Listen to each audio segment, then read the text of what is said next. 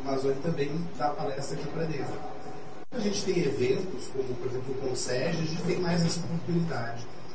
Essa palestra específica, uma palestra que o Mazzoni já realizou em alguns eventos, e o Paganos ficou pegando o pé da nossa reunião, assim, não vamos fazer essa palestra do CERP, não precisa fazer essa palestra do CERP. E a gente provocou o Mazzoni a fazer essa palestra, uma conferência, que com certeza é uma palestra muito interessante, acho que todo mundo vai gostar. Então, eu queria agradecer também o Mazzoni a disponibilidade de aceitar o nosso convite, né, de dar essa palestra, que normalmente é uma palestra mais voltada para ter feito sempre muito em eventos. Né? Bom, gente, obrigado, Mazzoni.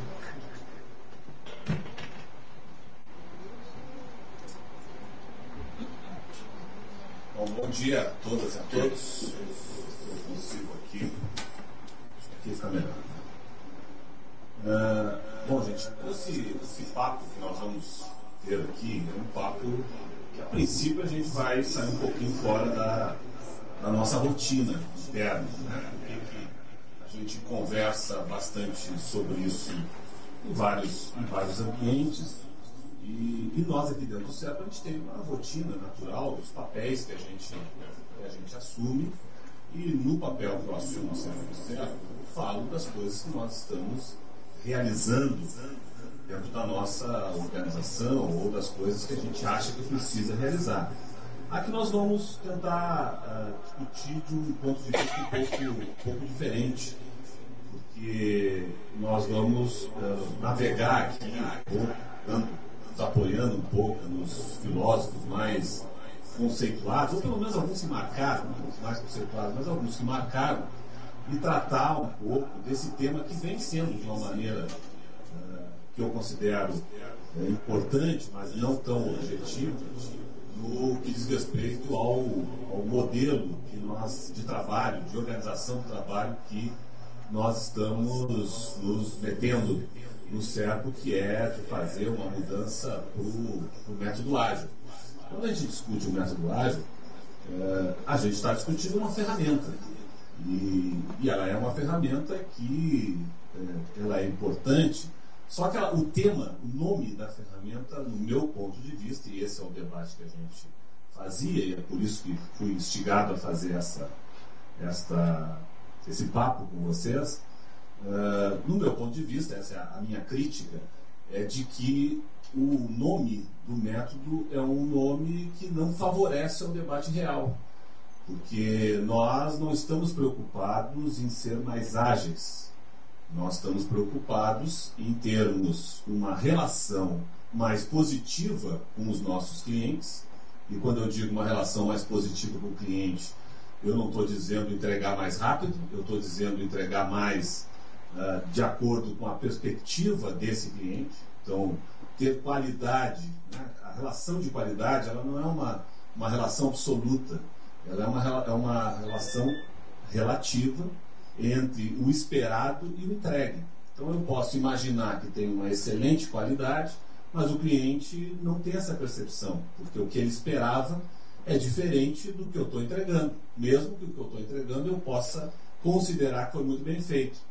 E a mesma coisa vale ao contrário, eu posso entregar algo que não está concluído, que não é muito bem feito, mas que para o meu cliente era o que ele precisava naquele momento. Então a percepção de qualidade para ele é uma percepção positiva e não negativa, né? Então o que nós queremos no método ágil é esta relação.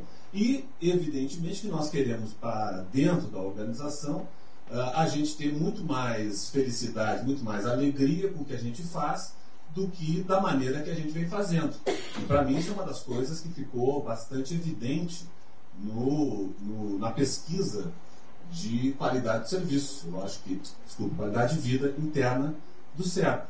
Porque quando a gente analisa os dados, e eu sou um pouco arredio a esse tipo de pesquisa de forma assim, mais convencional. Mas acho que a pesquisa foi muito bem feita e ela teve uma participação muito grande de todos os funcionários do CERP, o que deu para fazer uma leitura muito interessante. Uma delas, do meu ponto de vista, uma das avaliações que eu faria, né, tem uma série de indicadores, uma série de conceitos que foram colocados na pesquisa, e para mim ficou claro que nós tínhamos ali uma dificuldade de valor daquilo que a gente produz e de como isso é incorporado pela organização. Quer dizer, muitos de nós não percebemos valor naquilo que executamos. E aí isso aparece no modelo de avaliação de desempenho, isso vai aparecer na nossa angústia de que o cliente não tem o mesmo avaliação de qualidade do que aquilo que a gente tem. Então, há um distanciamento de valor. Então, eu acredito que esses temas são os temas que deveriam ser mais tratados de forma mais intensa quando a gente discute a questão do nosso método de trabalho. Então, método ágil, eu acho que é uma organização de trabalho muito interessante, mas o nome é péssimo. Né? O nome é péssimo para a gente realmente nos objetivar naquilo que nos interessa. Nós não estamos tratando de agilidade, pelo menos pelo meu ponto de vista. E essa era a minha crítica que eu fazia toda vez que eu assistia e escutava sobre a questão do método, né? Do método ágil. Eu acho que nós tínhamos que discutir, além disso, que é discutir essa relação nossa com os nossos clientes e a relação nossa com a gente mesmo. Né? Nossa relação interna, se é que a gente considera que aquela pesquisa, e eu considero, foi uma pesquisa de boa qualidade, porque teve uma participação grande, as pessoas se dispuseram a dizer o que estavam pensando. E aí a gente começa a ter que trabalhar com outros valores. Né? A gente começa a trabalhar não mais com o valor de como é que eu desenvolvo o código, qual é a ferramenta, não é nem o aspecto se essa ferramenta é livre ou não é livre, é como a gente se relaciona, como nós nos relacionamos entre nós e como a gente se relaciona com a vida. E aí um pouco é isso que nós vamos conversar aqui, né? Não tem a pretensão de fazer uma palestra sobre o tema, mas a gente conversar um pouco sobre isso. Então nós vamos começar ali com as nossas telinhas, não sei se as telas vão aparecer para nós aqui, para todo mundo que está assistindo. Bom, o que é o nosso roteiro, então, de papo hoje? Nós vamos falar um pouquinho sobre essa questão de felicidade, né, que é um dos aspectos que eu acho que é importante quando a gente discute qualidade do nosso ambiente. Essa relação, porque quando a gente fala de felicidade, nós temos que colocar alguns pontos de referência. E eu procurei aqui trabalhar com a questão de amor e ética. Porque a ética é a inteligência a serviço da melhoria da qualidade de vida para todos nós. Então, eu acho que é um ponto que traz esses aspectos que são individuais para o coletivo. Né? Valores e ética são elementos aí que traz para o coletivo aquilo que o amor, que a felicidade quer dizer para nós como indivíduos. E é claro que tentar, toda vez que se falar disso, cruzar com as questões das organizações. No caso da nossa organização, e no caso da nossa organização, no momento que nós estamos efetivamente mudando formas de trabalho, que não é uma forma de trabalho só para a área de desenvolvimento, mas que nós queremos que isso se repercuta em todos os ambientes da nossa empresa. Então, seguindo ali, né, essa palestra, como o Dave falou, normalmente eu faço em outros lugares, então eu tenho que situar um pouco para as pessoas essa avaliação. Né? Então, as pessoas me conhecem normalmente como alguém gestor da área de tecnologia. E quando alguém gestor da área de tecnologia vai falar sobre esse outro tema, não sei se eu fico mudando aqui ou tu muda aí para nós. Próximo já? Isso. Parece um negócio meio de doido, né? Parece um negócio que nós vamos desconjuntar aqui toda a linha racional que a gente tem sobre os papéis das pessoas e especificamente sobre o meu papel. Mas eu quero convidar vocês a terem esta atitude. A gente tem uma atitude um pouco de doido, para que a gente possa pensar e conversar aqui sobre outras coisas que não é o do nosso dia a dia. Eu não vou falar dos números do CERPRO, eu não vou falar dos nossos principais projetos, eu não vou falar sequer especificamente do CERPRO. Eu vou estar falando um pouco do que a gente depende aí de algumas pessoas, que escreveram já há muitos anos, outros que escreveram mais perto, para que a gente possa fazer uma reflexão o que mais importante, né, não é a gente se basear numa pessoa, num autor, mas que a gente possa usá-los para fazer as nossas reflexões. Né? O Zappa, por exemplo, está chegando agora ali, né, vai achar que eu enlouqueci absolutamente, né, Zappa? Não, o Zappa já acha que eu sou o maluco. Né? Então, eu ganho dele esse direito de poder falar coisas diferentes. Né? Bom, então, vamos lá, gente. Como é que a gente avalia sempre, e eu acho que esse tema é um tema que vale para a nossa forma interna, né? Como é que a gente avalia sempre se a nossa vida é boa ou não é boa? Normalmente, quando alguém pergunta para a gente se a nossa vida é boa ou não é boa, o que a gente apresenta para essas pessoas para falar se a vida é boa ou não é boa? A gente apresenta números. A gente sempre costuma dizer, né, que a gente ou ganha isso, ou ganha aquilo outro, que a gente tem isso, tem aquilo. São sempre coisas que a gente pode quantificar. A gente quantifica a nossa vida para considerar se ela é boa ou não é boa. Sempre quando a gente fala da nossa vida para os outros, a gente quantifica. E é um pouco isso que acontece dentro das organizações, ou é muito isso que acontece dentro das organizações. Nós, quando queremos falar se a nossa vida é boa ou não é boa, a gente pode falar do salário, a gente pode falar das nossas instâncias de poder, em que nível nós estamos, se nós somos mais decisores do que outros, e assim por diante. Nós entregamos mais coisa, né? Mas, evidentemente, que não é isso que define a nossa vida de ser boa ou não ser boa. Na verdade, quando a gente chega em casa, que não tem nada a ver com essa definição, a gente considera se o dia foi bom ou não foi bom pelas relações humanas que nós tivemos, pelas trocas de informação que nós tivemos uns com os outros, pela troca de carinho que nós tivemos uns com os outros, né, pela relação positiva e emocional que nós temos. Então, se no mundo externo a gente tenta avaliar nossa vida como sendo boa ou não por números, nosso sentimento, nossa forma de perceber se a nossa vida é boa ou não é boa, ela não tem nada a ver com número, ela é sentimento, né? Ela está ligada à nossa sensação, ao nosso prazer de ter convivido com outras pessoas, de ter tido um dia que a gente possa considerar que foi um dia como um ser humano positivo. Então, se nós temos essa diferença, se é verdade que para uns, né, para a hora que a gente fala para fora, os números é que valem, mas o nosso sentimento, o que vale, nossa percepção real, o que vale é o quanto nós fomos felizes, né? Nós precisamos ter alguma definição de felicidade, nós precisamos evoluir um pouco nesse debate e definir um pouco felicidade. Para a maioria dos filósofos, felicidade é uma relação de amor. E por isso que eu vou falar um pouco para vocês aqui, né, sobre essas definições. Vou usar um pouco os argumentos desses filósofos para a gente tratar um pouco aqui dessa questão do amor. Como é que se define amor para os diferentes filósofos? Nós vamos ver que isso vai perpassar também, evidentemente, na nossa vida, né? O amor, ele não tem a ver com escolha, ele não tem a ver com decisão pessoal. O amor é uma percepção. E como é que a gente percebe? Nós vamos usar alguns filósofos. Para deixar assim, bastante objetivo para vocês, nós vamos usar um pouco os filósofos do mundo grego, que valem até hoje. Eu vou mostrar um pouco para vocês o que é isso.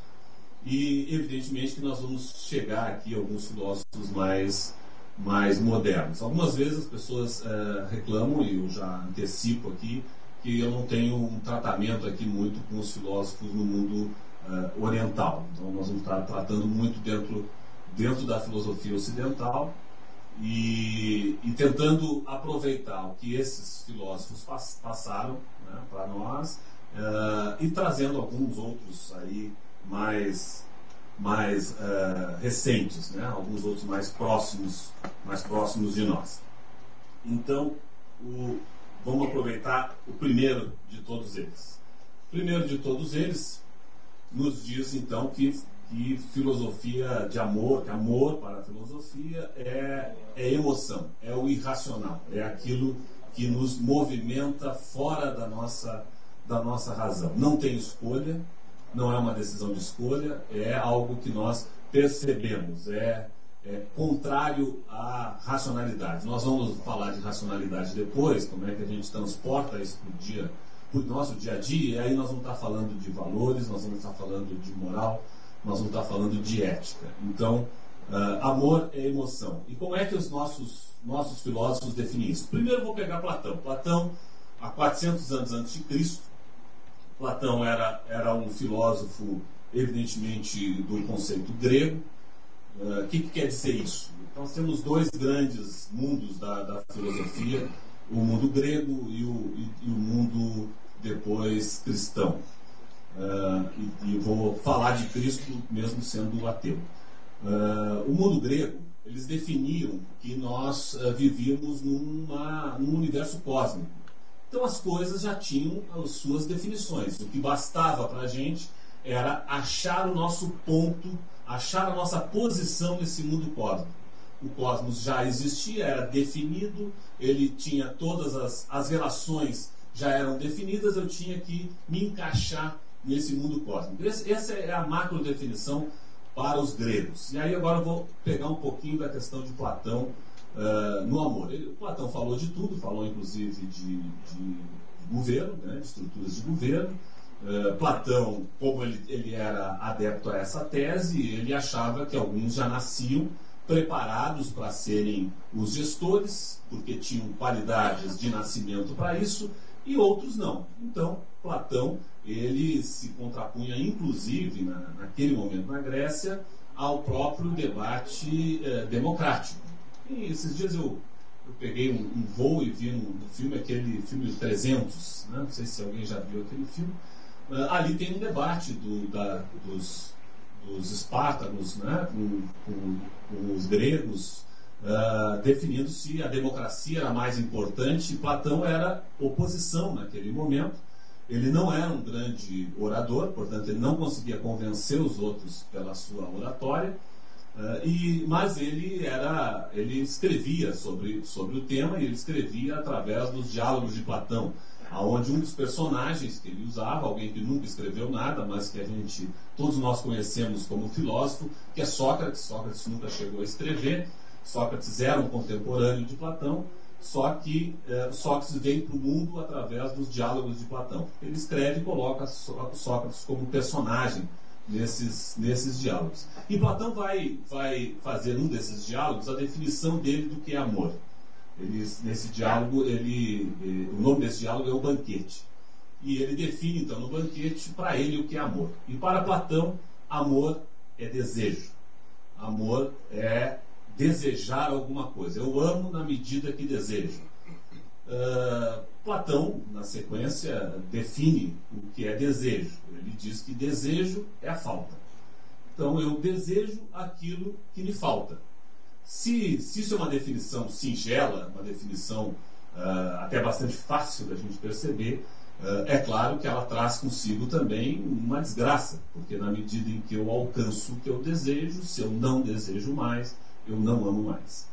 Quem tem filhos, né, já viveu essa experiência inúmeras vezes. Quantos presentes de Natal que aquela criança ama apaixonadamente, na medida em que ela ganha aquele presente, o presente deixa de ser amado no próprio Natal. Né? No Natal se concretiza, a realidade se transforma, então, né? O desejo se transforma em realidade, e a realidade transforma aquele amor em algo desinteressante. Eu não amo mais do que desejo.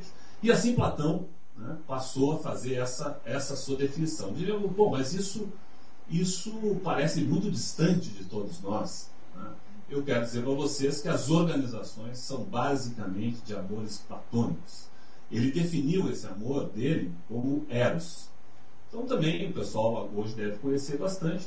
Né? Tem uma cadeia, uma rede de atividade comercial que usa muito o nome do amor de Platão, né? De eros, especialmente a cadeia de motéis, usa muito, né? Eros isso, eros aquilo. Ele definiu isso e nós continuamos usando isso intensamente nos dias de hoje nas nossas organizações. O que é uma meta? Uma meta é algo que eu não tenho. Então, se eu provoco nas pessoas a necessidade de buscar aquela meta, e quando a meta é atingida, a pessoa perde aquele amor pela meta, e perde inclusive as referências de valor, vocês vão ver que nas nossas pesquisas isso aparece de forma muito clara. Quando eu não percebo o valor do que eu estou fazendo, é porque as nossas relações estão baseadas no amor platônico, um amor de relação daquilo que eu desejo, o que não tenho, mas quando eu tenho, não amo mais. E aí nova meta tem que ser estabelecida, novo amor precisa ser virado referência, porque senão, né, nós perdemos aquela vontade de ser feliz. Porque se a felicidade tem a ver com amor, e eu sou movido nesse amor pelo que eu não tenho, a minha felicidade está naquilo que eu não tenho. Quando eu tenho, não desejo mais, não amo mais, não me afasto da possibilidade de ser feliz. E isso vai acabar acontecendo para dentro das nossas organizações também. Né? Na medida em que nós alcançamos, novas metas são estabelecidas, nós não nos damos sequer o direito de comemorar naquilo que nós realizamos, porque nosso amor é platônico, nós amamos de forma erótica, né? E amar de forma erótica numa organização não significa aquilo que muitos pensaram aqui, né? Significa a busca de metas que não conseguimos atingir, não é todo mundo querer comer todo mundo, até porque nas organizações isso é reprimido. Nesse espaço de organização, isso é reprimido, isso não é permitido. Então, quando nós nos organizamos a partir do amor platônico, nós estamos sempre no espaço entre alcançar a meta e a frustração depois da meta alcançada. Essa inquietude não é uma inquietude que valeu somente para nós. Essa inquietude, e aqui um pouco eu acabei falando aqui dessa tela, já podemos passar para a tela seguinte. Eu acabei falando dessa inquietude na organização, mas isso já também era algo que um dos discípulos de Platão se incomodava. Mesmo dentro do pensamento grego, mesmo pensando como grego, Aristóteles, que era um discípulo de Platão, era contemporâneo de Platão, talvez uns 15, 20 anos mais jovem do que Platão, chegou à conclusão que isso era uma tendência à frustração, que não era possível que o amor fosse definido exclusivamente pelo desejo, pela falta. E Aristóteles, então, vai definir a felicidade de uma forma muito mais generosa do que Platão. Aristóteles definiu que, já que o mundo é cósmico, e eu me relaciono com esse mundo cósmico, eu não tenho essa capacidade, ele, como grego, continuava acreditando que a gente não tem a capacidade de alteração e mudança na forma das relações que existem nesse cosmos. Aonde é que então está a felicidade? Eu tentar me encaixar, eu tentar ser feliz buscando essas metas, buscando Eros? Aristóteles chegou à conclusão que não, que isso é muito pouco, que isso é muito efêmero, e resolveu fazer uma definição um pouco mais generosa. E ele definiu o seu amor como filia. O que é filia para Aristóteles? Filia para Aristóteles é a relação, o amor vai se dar, né? Eu vou ser feliz, eu vou amar o relacionamento com aquilo que eu já tenho. E Aristóteles disse o seguinte, que é na medida que aquilo que eu tenho me alegra. Então, não é mais a busca daquilo que eu não tenho, mas é a alegria que me dá o relacionamento com aquilo que eu tenho. Então, eu busco alguma coisa, conquisto aquilo, e o fato de ter aquilo me alegra. E ele definiu isso como filia. E filia, cá para nós, não tem nada a ver, por exemplo, com happy hour. Né? Porque happy hour seria a gente esperar para ser feliz na sexta-feira, depois das 18 horas, em algum lugar. O que Aristóteles está propondo aqui é que a gente se alegre, por exemplo, numa segunda-feira de manhã, às 10 horas da manhã, com aquilo que nós estamos fazendo agora aqui. Nós não precisamos esperar o final da semana, o fim do trabalho, né? Porque esperar o fim do trabalho seria sempre esperar o fim da semana, o fim do mês, portanto, o fim da nossa própria vida. Nós estaríamos aguardando que as coisas acabassem. E quando o tempo passa e as coisas acabam, a nossa vida também vai acabando. Portanto, não ser feliz com aquilo que a gente faz para Aristóteles, para a definição de Aristóteles, é um grande equívoco. Nós temos que saber ser felizes com aquilo que a gente faz. Então, isso depois, pelos filósofos já do século XVI, eles vão definir isso como momento eudaimônico. É aquele momento que, ao me relacionar com algo, eu me sinto feliz. Ao ter um relacionamento com algo da vida, eu me sinto feliz. É claro que depois do pensamento cristão, vem a possibilidade de nós alterarmos também esses relacionamentos. Mas aqui, ainda antes disso, ainda no pensamento grego, é o quanto, mesmo sem alterar dentro do cosmos, né? O cosmos era impossível de alteração, mesmo sem alterar, eu me sinto bem, eu me sinto feliz. E isso ele chama então de filia. Filia é a possibilidade da gente se alegrar e a gente mudar de potência. A gente, quando se alegra, a gente muda de potência, a gente se sente melhor. Quem de nós, né, já não teve a experiência de se acordar de manhã e não está com energia total? Se acordar de manhã, a energia está média. Alguns dizem que a energia está péssima, né, de ter que levantar da cama. E conforme a gente vai se relacionando, eu, por exemplo, toda vez que eu me mudo, né, quando eu saí daqui de Porto Alegre, fui para Curitiba, Brasília, eu sempre procuro achar um lugar para morar que eu possa, ao ir para o trabalho, me dar alegria. Eu sempre procuro achar um lugar que o caminho seja um caminho que me fortaleça energeticamente, né? E isso tem várias definições, desde da física, da metafísica, mas para mim é uma questão muito, muito simples de filosofia, que é aonde eu vou me relacionando, e isso vai aumentando a minha potência, vai aumentando a minha possibilidade de, nesses relacionamentos, ter cada vez mais energia positiva, ser cada vez mais feliz.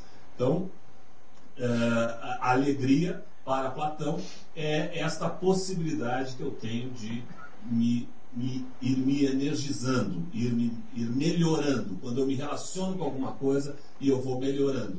É isso, no meu ponto de vista, um dos principais pontos que nós queremos, ou pelo menos que nós deveríamos querer, quando nós discutimos o método ágil, por exemplo, né? Muito mais do que ser mais rápido, é a gente ter uma forma de trabalho em que nós vamos nos potencializando, que nós nos relacionamos uns com os outros e vamos ganhando potência, vamos ficando cada vez na melhor condição, podemos até trocar aqui, nós vamos ganhando cada vez mais de forma cíclica, nós vamos aumentando a nossa potência e nós vamos ganhando condições de sermos mais positivos, inclusive trocando essa energia com as demais pessoas que convivem com a gente.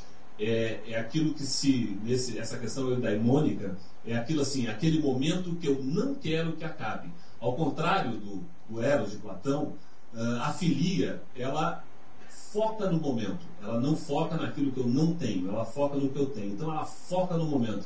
Nós queremos cada vez mais que esses momentos sejam momentos positivos para nós. Porque quanto pior é esses momentos, nós vamos querer que o dia acabe, né? Nós vamos querer que a semana acabe, que o mês acabe, portanto que a nossa vida acabe.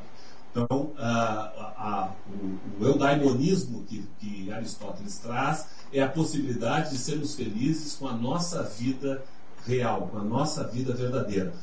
Muitos filósofos depois vão discutir isso, o quanto isso leva à estagnação ou o quanto isso leva a uma possibilidade de, ao ter essa energia, modificar as nossas relações para melhor. Mas eu ainda estou aqui, né, nos gregos, então os gregos eles não lidavam com esta questão. O que vocês estão brincando aí? O pessoal em Brasília quer te ver, está aparecendo o público. Nós gostaríamos de colocar a câmera te filmando. Mas acho que vai ser impossível, porque eu estou nas costas da câmera aqui, né?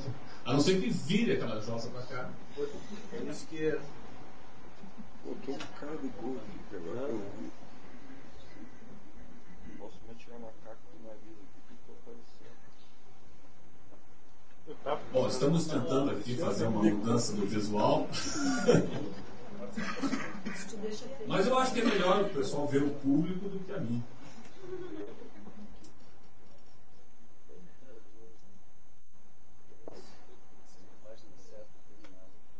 Hã? Na página certa tem uma foto. Isso. O Sadi está dizendo aqui na página do CEP tem uma foto minha. Uma revista aí da foto.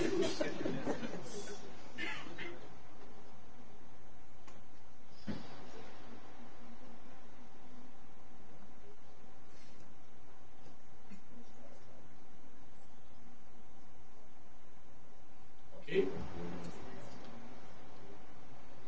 Mas aí o pessoal fica sem os slides? Como é que é? Acho que não. Não? Estragou a palestra. Tem que pegar o gancho de novo e. Ela tava tão bom. Bom, Tava tendo 9 caixas. já vamos trocando a tela. Eu estava dizendo para vocês que alguns filósofos vão tratar esse tema de uma forma diferente, vão tratar a questão do momento eudaimônico, né? Aí já com outros conceitos, eles vão tratar de forma diferente. O de cima ali, o primeiro que escreve a Crítica da Razão Pura, se alguém se interessar em ler, esse é o mais chato de todos, talvez o filósofo mais reconhecido no mundo atual, né? Immanuel Kant.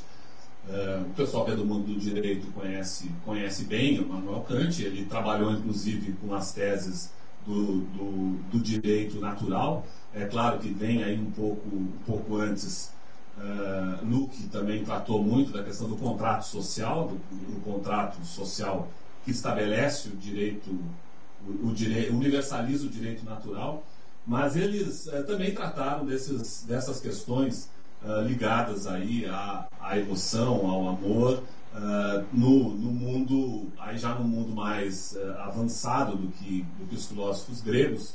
E ele tratava de algumas questões muito, muito interessantes, porque o Kant, ele é originalmente uma pessoa de origem cristã, né?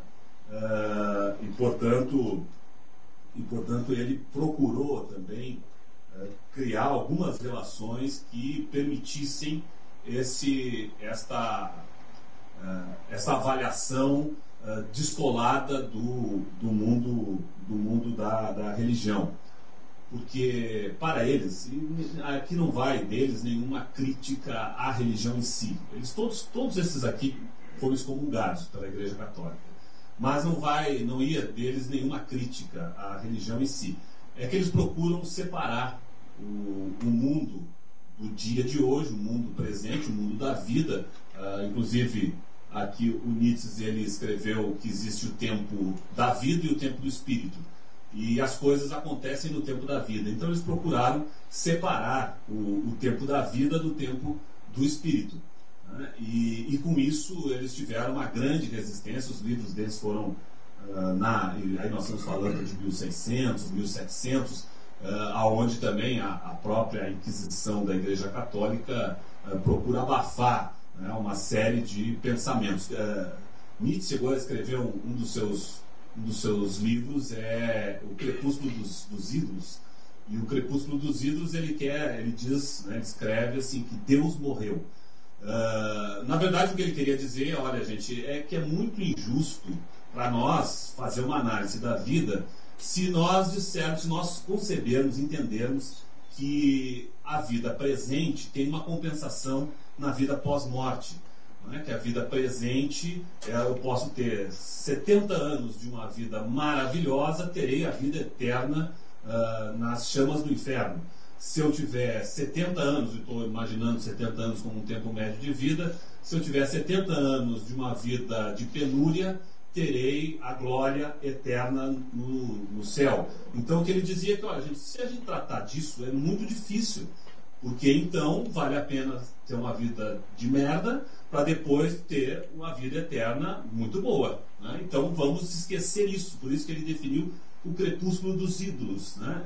Os ídolos sucumbiram. Os ídolos são referências sempre para algo que eu não tenho e que eu não poderei ter. Então vamos eliminá-los. Portanto, se as religiões é uma forma de simplificação da vida, e isso já está dentro das questões de valores, né? O Nietzsche ele defendeu muito a questão da moral e dos valores, né? Ele não chega a arranhar muito na ética, mas ele fala muito de valor. Ele diz, olha, nós temos que ter valores na nossa vida que qualifiquem a nossa vida hoje. Eu fiz esses tempos num debate que nós estávamos com as receitas tributárias, as administrações tributárias do mundo inteiro. Eu fiz, e o pessoal de um fornecedor falava de Big Data, Big Data, Big Data, e eu procurei fazer uma análise nietzschiana do Big Data, né? Eu acho que quase ninguém entendeu porra nenhuma, mas o que eu queria dizer é o seguinte: não adianta eu ter um conjunto muito grande de informações se eu não consigo trazer essas informações para uma decisão no tempo presente. A informação do passado só serve para saudade, nostalgia, dizia Nietzsche. Para nós, na língua portuguesa, a gente pode usar saudade, né? Ou medo, né? Ou receio. Receio está mais no tempo futuro. Mas, ou medo. Eu tenho medo que aquilo possa acontecer de novo. Então, eu uso isso como esperança e medo. Vocês, nas campanhas políticas, ouvem muito sobre isso, que é natural, porque quando esses filósofos aqui, nenhum deles era idealista. Todos eles procuravam trazer a gente para um debate do real. Portanto, é um pedaço de ver o mundo, né? É claro que os idealistas são fundamentais, mas aqui é uma forma, um pedaço de ver o mundo. Nenhum deles tem a razão absoluta sobre tudo. Nenhum deles, nem os idealistas. Então, isso aqui é só um pedaço de ver o mundo. Quando Nietzsche queria colocar isso, ele queria dizer: vamos tratar a felicidade naquilo que nos é plausível hoje.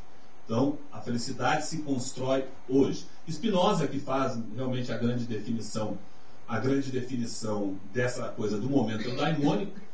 Spinoza já viveu num período em que ele compartilhou muito com Descartes, né, com René Descartes, e deram origem a um outro filósofo que eu vou falar também um pouco depois, que é Rousseau, que vai aí sim procurar colocar isso de uma forma mais a vivenciar, uma forma mais a aproveitar as nossas relações de vida. Rousseau, ele era um filósofo que pretendia apoiar a Revolução Francesa, portanto ele tinha que escrever um jeito que as pessoas lessem, né?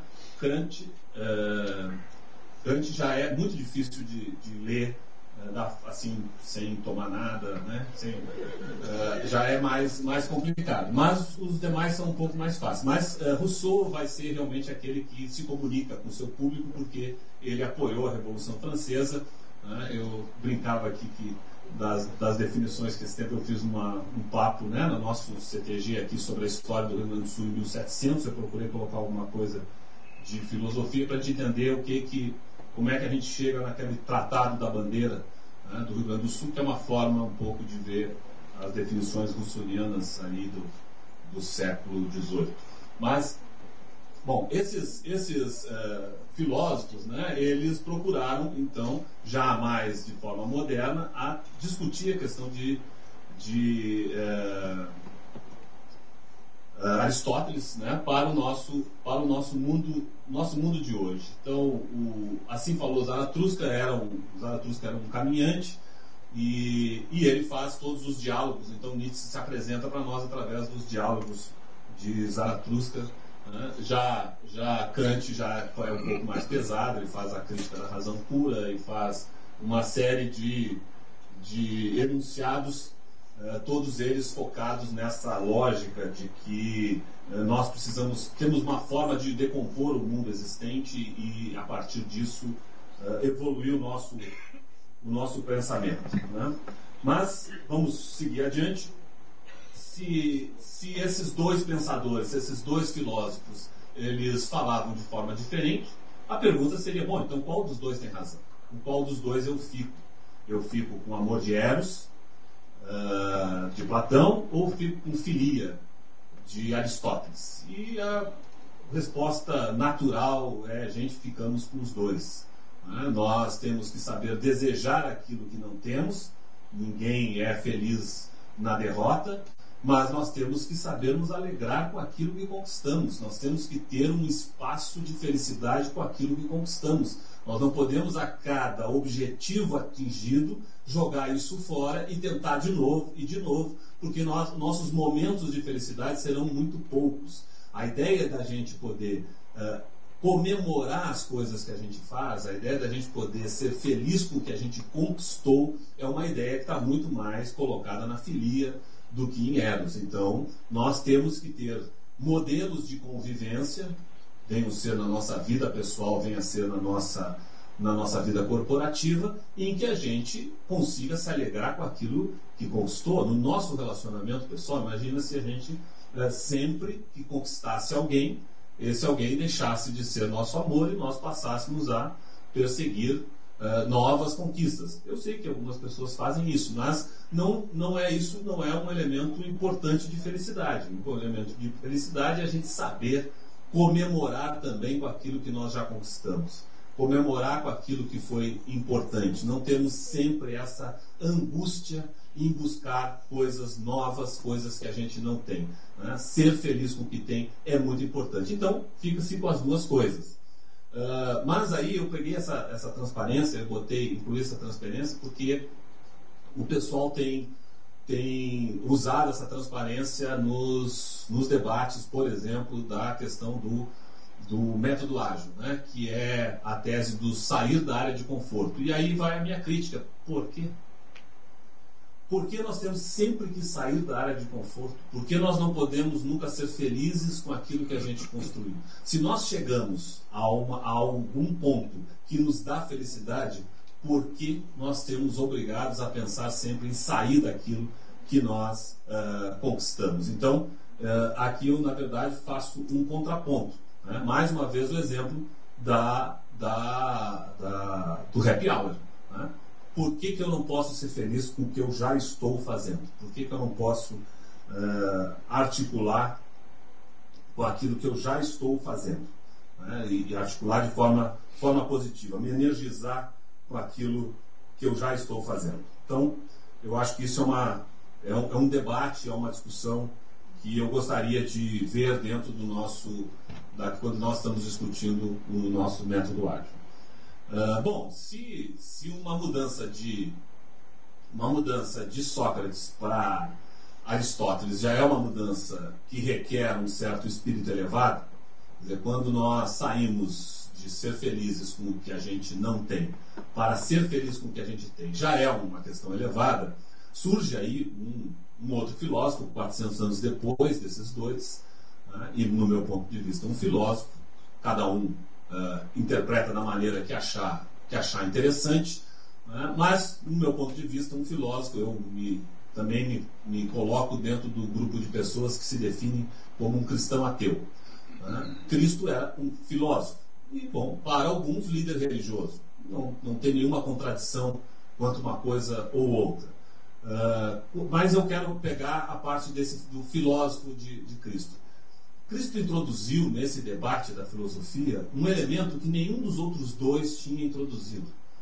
Porque se para Platão nós amávamos o que desejávamos e nós desejávamos o que não tínhamos, e para Aristóteles nós amávamos na medida em que aquilo que eu tenho me alegra, portanto era na relação minha com aquilo que eu tenho, os dois não trabalhavam com o elemento do outro, os dois trabalhavam com o elemento do ser que deseja, do ser que tem, e nunca do outro.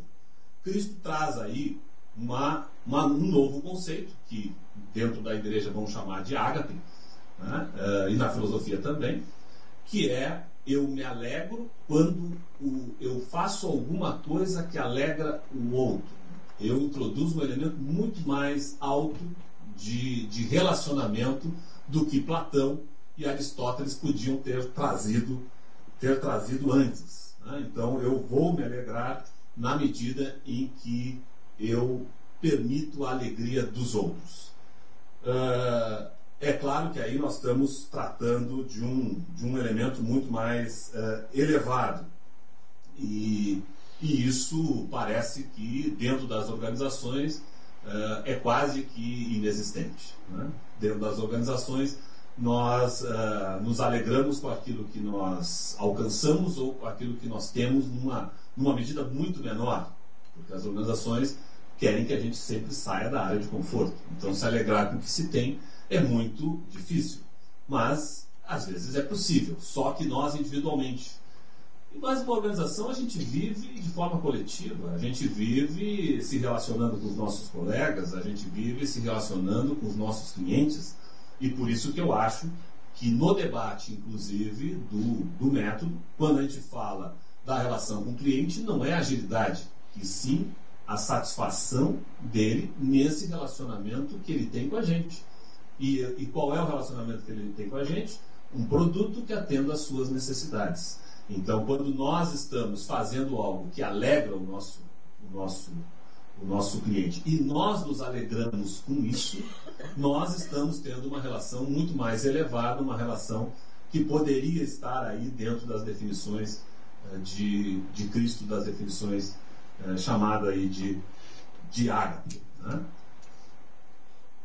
Bom, então como é que a gente, baseado nesses três filósofos, como é que a gente pode definir se a nossa vida é boa ou não? Já que não é números, já que é emoção, já que é amor, já que é felicidade, como é que a gente pode definir baseado nesses três filósofos, sendo que cada um deles define coisas completamente diferentes? E eu ousaria dizer para vocês que nós temos que lidar com as três. Nós temos que saber lidar com as três questões.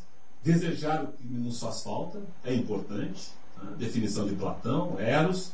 Eu não posso imaginar que eu vou ser feliz na frustração, que eu vou ser feliz na acomodação. Então tenho que saber desejar o que eu não tenho. Eu tenho que permitir me alegrar com o que eu tenho. Quando eu alcanço, eu não posso transformar a vitória numa derrota. Eu tenho que saber comemorar, eu tenho que poder me alegrar com aquilo que eu já conquistei.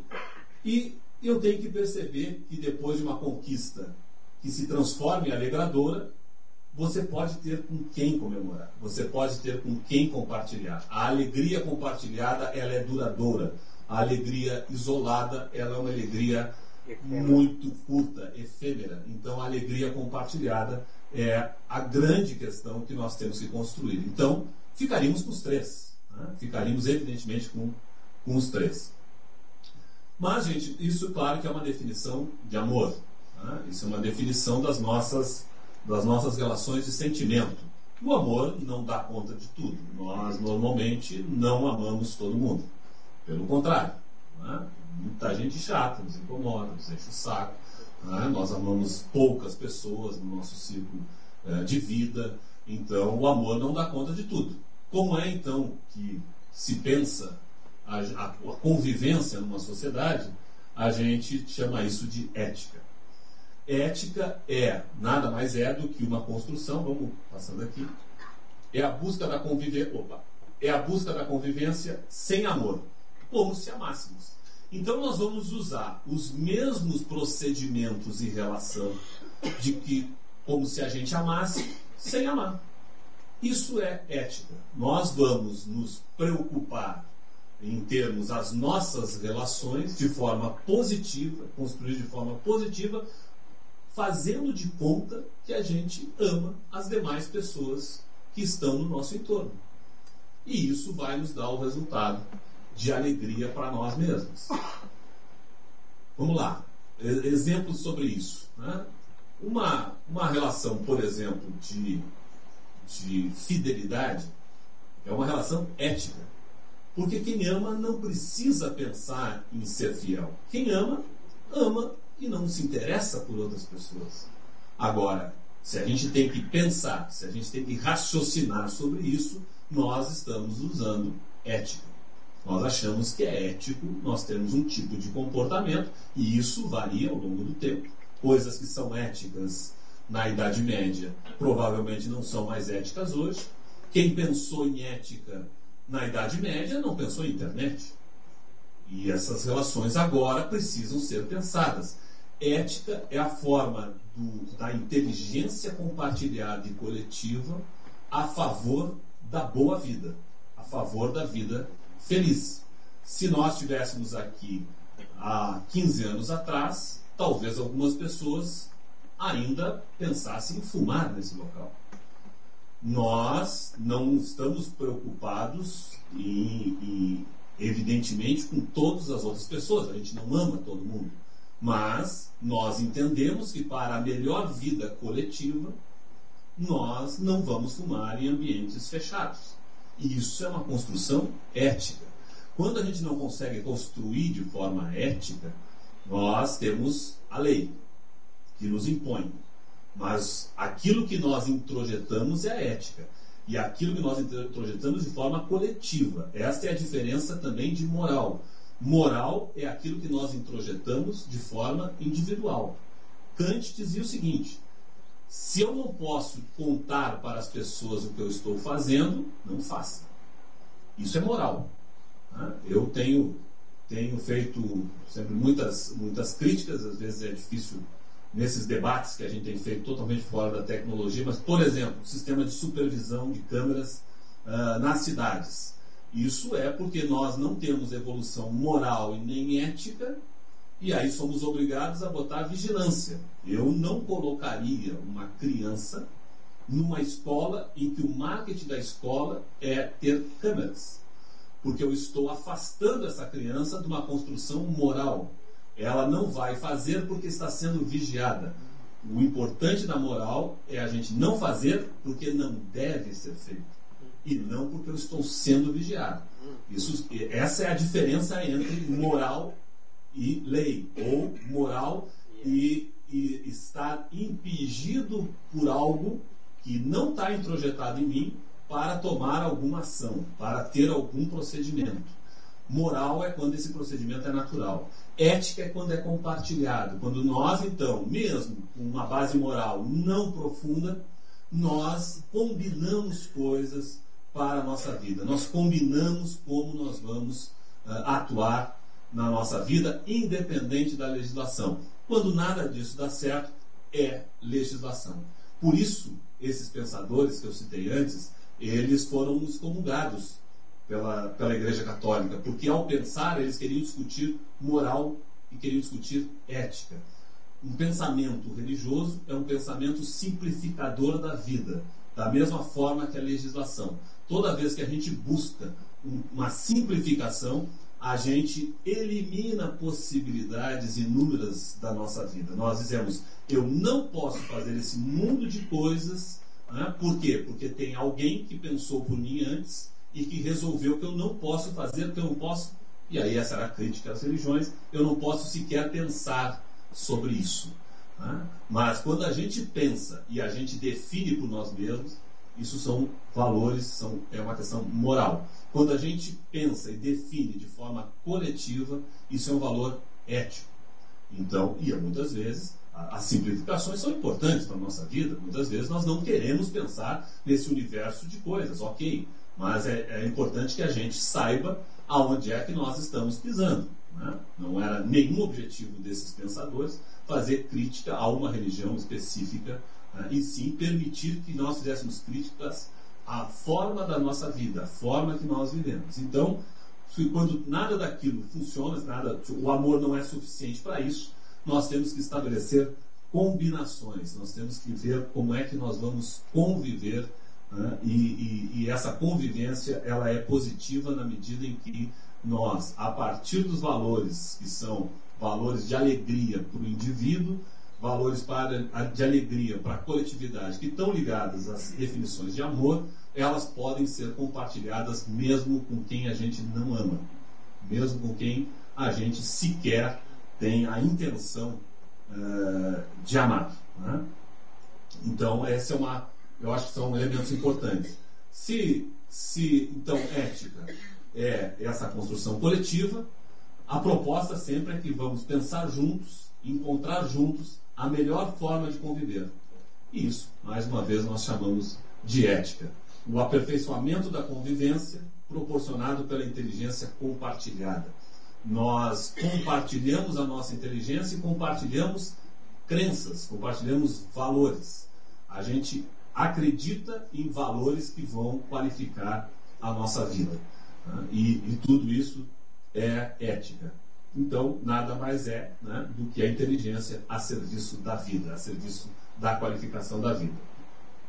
E valores o que é? Bom, valores é como é que a gente consegue avaliar essas questões da ética e da moral. Como é que a gente consegue dar um peso para isso? Só que é claro que aí